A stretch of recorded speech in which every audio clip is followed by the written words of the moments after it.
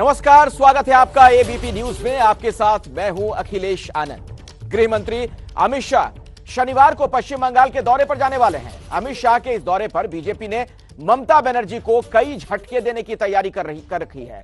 बताया यह जा रहा है कि ममता के सबसे करीबी सिपहसालार रहे शुभेंदु अधिकारी 19 तारीख को अमित शाह की मौजूदगी में बीजेपी का दामन थाम सकते हैं। यह एक बहुत बड़ी खबर। शुभेंदु के साथ साथ टीएमसी सांसद सुनील मंडल के भी बीजेपी में आने की चर्चा है। तो साफ है कि बीजेपी ने अमित शाह के दौरे से पहले ही ममता सरकार पर हमले की बड़ी तैयारी कर ली है। तो शनिवार को पहुंचेंगे अमित शाह और उससे पहले आप देखिए किस तरीके का घटनाक्रम देखने को मिल रहा है पश्चिम बंगाल में। ममता बनर्जी को उन्हीं के घर में घेरने की तैयारी में बीजेपी और शह और मात का खेल उसके लिए लगातार जारी है।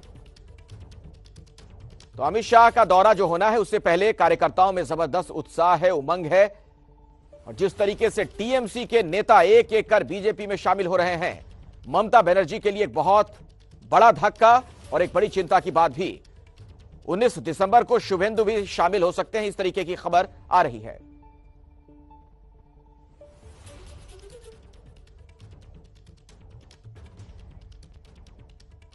टीएमसी में फिलहाल 3 नेताओं की बगावत तय है। इन बागियों में सबसे पहले हैं पूर्व मंत्री शुभेंदु अधिकारी। शुभेंदु ने कल विधानसभा की सदस्यता से इस्तीफा दे दिया। उनके 19 दिसंबर को अमित शाह की रैली के दौरान बीजेपी में शामिल होने की अटकलें हैं। ममता बनर्जी के लिए यह बहुत बड़ा झटका होगा। दूसरा नाम है पूर्वी बर्धमान से टीएमसी के सांसद सुनील मंडल का। 2 बार के सांसद सुनील मंडल शुभेंदु अधिकारी के करीबी हैं और यह भी अमित शाह की रैली के दौरान बीजेपी में शामिल हो सकते हैं। तीसरा नाम जितेंद्र तिवारी का सामने आ रहा है। जितेंद्र तिवारी आसनसोल के मेयर होने के साथ साथ टीएमसी के विधायक भी हैं। पिछले कुछ दिनों से इन्होंने ममता के खिलाफ बगावत का झंडा बुलंद कर रखा है और तीनों ही कद्दावर नेता हैं। ऐसे में तृणमूल कांग्रेस के लिए यह बड़ा झटका होगा। अमित शाह के दौरे से पहले पश्चिम बंगाल के बीरभूम जिले के लाहपुर में बीजेपी की एक महिला नेता के घर पर बम से हमला किया गया। बीजेपी का यह आरोप है कि टीएमसी के कार्यकर्ताओं ने बम फेंका।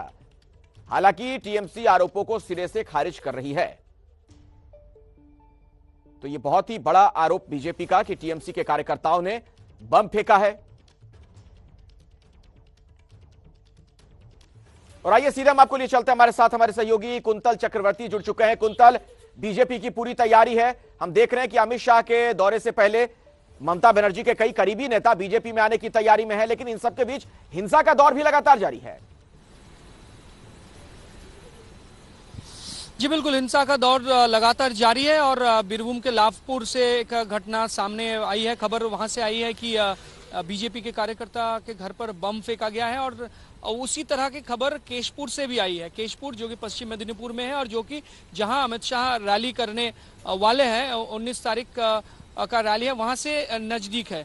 और तो दोनों जगह से लगभग एक ही तरह की खबर सामने आई है और बीजेपी का आरोप यह है कि दोनों ही जगह पर बम फेंका गया है उनके कार्यकर्ताओं के घर पर। और जब केशपुर में अमित शाह की रैली के लिए उससे पहले एक मीटिंग चल रही थी बीजेपी के कार्यकर्ताओं में और तभी ये कांड हुआ है। लेकिन तृणमूल के तरफ से आरोपों को खंडन कर दिया गया है। लेकिन जैसे कि आप कह रहे हैं कि हर जिला से इस तरह की खबर आ रही है और जेपी नड्डा के रैली के बाद ऐसा लग रहा था कि शायद थोड़ा बहुत कम हो सकता है, क्योंकि तृणमूल कांग्रेस पर भी प्रेशर बढ़ रहा था। लेकिन ये कम नहीं बल्कि ज्यादा ही हो रही है और उस तरह की खबर हर जिला से सामने आ रही है, चाहे वो पश्चिम मेदिनीपुर हो चाहे वो बीरभूम हो।